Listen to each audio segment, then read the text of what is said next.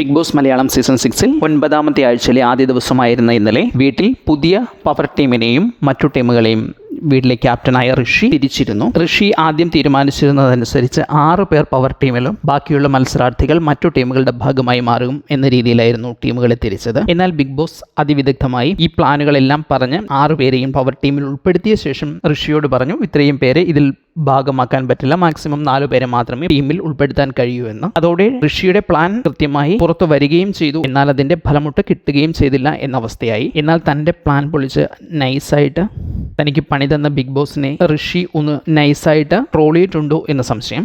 അതിനുശേഷം പവർ ടീമിനെ തിരിച്ച ശേഷം മറ്റ് ടീമുകളെ തിരിക്കാൻ പറയുമ്പോൾ ഋഷി രസകരമായി പറയുന്നുണ്ട്, ഇനിയുള്ള ടീമുകളെ തിരിക്കാനായിട്ട് ഞാൻ പിങ്കി പോങ്കി കളിക്കാം എന്ന്. താൻ കൃത്യമായി തീരുമാനിച്ചുറപ്പിച്ച് പവർ ടീമിലേക്ക് എത്തിച്ച പലരെയും ബിഗ് ബോസ് അതിസമർത്ഥമായി പുറത്തെത്തിച്ചപ്പോൾ ബിഗ് ബോസിനെ തിരിച്ചൊന്ന് ട്രോൾ ചെയ്താണോ ഇനി തിരിച്ചൊന്ന് നോക്കാനില്ല, പിങ്കി പോങ്കി കളിച്ച് ഏതെങ്കിലും രീതിയിൽ ഇവരെയൊക്കെ വിട്ടാൽ മതി എന്നർത്ഥത്തിലാണോ ഋഷി തിരിച്ച് ബിഗ് ബോസിന് ഒരു ട്രോള് കൊടുത്തതാണോ എന്നും സംശയിക്കണം. ഏതായാലും അപ്പോൾ തന്നെ ബിഗ് ബോസ് ഇടപെടുകയും ഇത് പിങ്കി പോങ്കി കളിക്കാനുള്ള സമയമല്ല എന്നൊക്കെ പറയുന്നുണ്ട്. പക്ഷേ ഋഷിയുടെ വക ബിഗ് ബോസിന് ഒരു ചെറിയ ട്രോൾ ആയിരുന്നു അത് എന്നും സംശയിക്കാം.